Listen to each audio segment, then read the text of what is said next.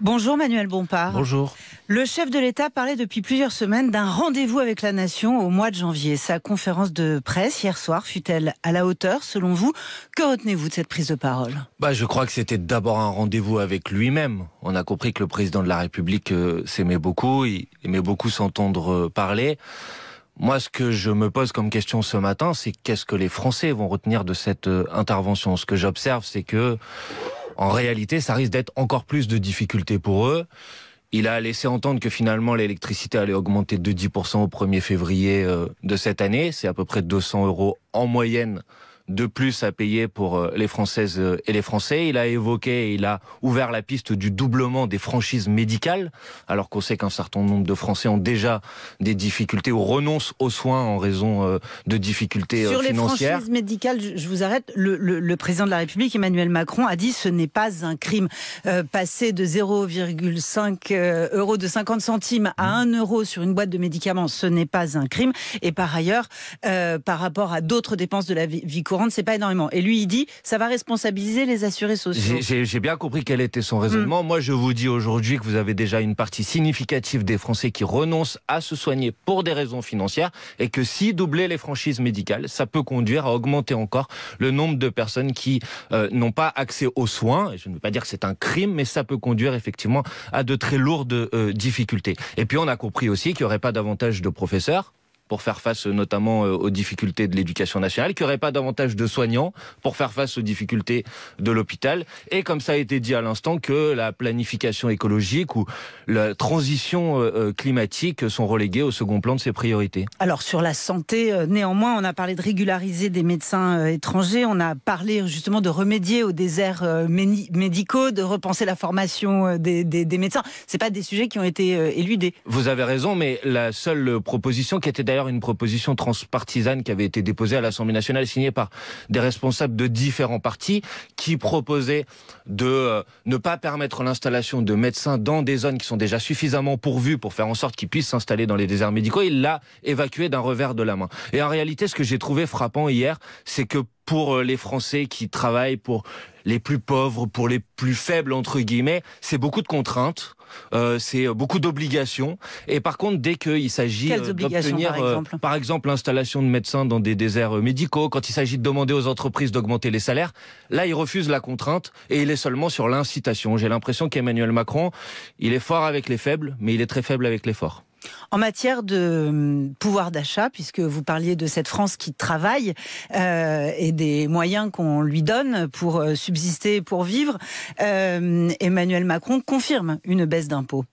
Alors il a évoqué, si je j'ai bien compris, une baisse d'impôts peut-être dans l'année 2025. Par contre, il a écarté toute mesure contraignante pour l'augmentation des salaires.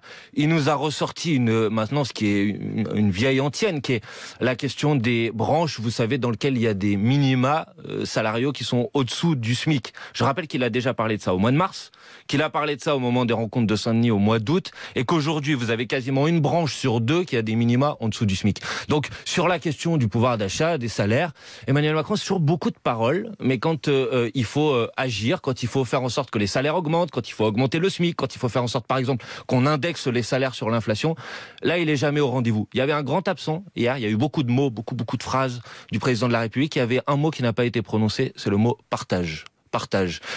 Alors que cette année, on a atteint un record historique en France de versement des dividendes. C'est un record historique. Je pense qu'il aurait pu parler de comment on fait en sorte de mettre davantage à contribution ceux qui gagnent beaucoup pour faire en sorte que la vie soit moins difficile pour les autres. Parlons de l'école, Manuel Bompard. Le cours d'éducation civique marquait les passages symboliques, les remises de diplômes, l'expérimentation de l'uniforme au collège. Je ne crois pas du tout que le symbolique, dit Emmanuel Macron, soit vieux jeu. Et vous, Manuel Bompard, est-ce que vous pensez que le symbolique est vieux jeu? D'abord, je pense que les Français n'ont pas besoin de symboles, ils ont besoin de réalité. Et quand vous avez une difficulté à l'école publique parce que par exemple, il n'y a pas suffisamment d'enseignants. Parce que, par exemple, des enseignants qui ne sont pas présents ne peuvent pas être remplacés. Vous pouvez mettre tous les symboles que vous voulez. Vous pouvez rajouter tous les enseignements que vous voulez. S'il n'y a personne pour les dispenser pour les élèves, ça va ne servir strictement à rien. Je trouve qu'il a une vision, effectivement, assez réactionnaire. Par ailleurs, il recycle. Attendez, juste un moment sur l'école. On sait bien quand même que Gabriel Attal avait annoncé un choc des savoirs, avait annoncé des effectifs réduits en lycée pro, avait annoncé des groupes de niveau au collège, avait annoncé un renforcement de l'apprentissage des mathématiques, des nouveaux programmes au primaire, etc. Toutes ces annonces ne m'ont pas... Il n'y a pas que la Marseillaise, quoi. Toutes ces annonces ne m'ont pas échappé. Par contre, je vois bien que, en ce qui concerne le fait d'avoir des rémunérations salariales qui soient au moins supérieures à l'inflation, on n'y est toujours pas. En ce qui concerne le fait d'avoir des recrutements pour faire en sorte qu'il ne manque pas des enseignants au concours de recrutement comme ça a été le cas l'année dernière, on n'y est toujours pas. En ce qui concerne par exemple la question de se poser comment les élèves peuvent avoir accès à des fournitures scolaires gratuites alors qu'on est dans des situations d'inflation, de crise sociale qui fait qu'il y a un certain nombre d'élèves qui n'arrivent même pas à avoir les fournitures scolaires pour pouvoir étudier dans des bonnes conditions, on n'y est toujours pas. Donc après vous pouvez faire la Marseillaise. Monsieur Blanquer en a déjà parlé en 2017 et Monsieur Fillon avait déposé une proposition de loi en 2015 sur le sujet. En quoi est-il réactionnaire puisque vous avez utilisé ce mot? Parce que il a une vision de l'ordre qui passerait par des symboles. Moi je crois que si vous voulez faire en sorte que nos élèves rejoignent un projet collectif, si on veut faire en sorte que le pays s'attelle à un projet collectif, que tout le monde ait envie de tirer dans la même direction,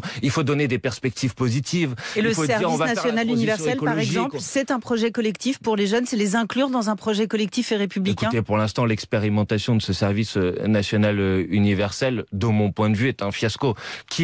Qu'on essaye de faire en sorte, par exemple, qu'on ait un service civique dans lequel il y a des missions de transition écologique, des missions de lutte contre la pauvreté, de solidarité. J'y suis pas opposé, mais le service national universel tel qu'il est aujourd'hui me semble pas du tout correspondre à cette mission. Manuel Bompard, vous parlez d'un président réactionnaire qui a rappelé néanmoins l'inscription du droit à l'avortement dans la Constitution, le droit à la PMA, la proclamation... bon là, j'y arriverai pas. Merci pour toutes. Ce sont des combats que vous avez menés vous aussi à la France Insoumise. Est-ce que vous vous en satisfaisez? Écoutez, l'inscription dans la Constitution du droit à l'interruption volontaire de grossesse est effectivement une proposition que nous avons portée depuis des années. C'est une proposition progressiste. Et donc je ne vais pas vous dire que je ne suis pas satisfait du fait que cette proposition soit reprise.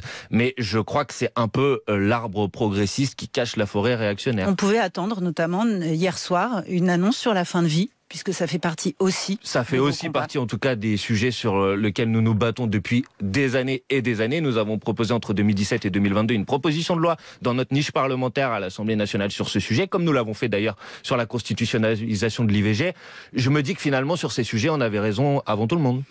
Le en même temps macronien, ou macroniste, comme vous voulez, a séduit à une époque tout un électorat de gauche. Ça a fait énormément de mal au Parti socialiste, par exemple. Vous, ça vous a plutôt renforcé à l'époque, la gauche radicale et radicalement anti-Macron.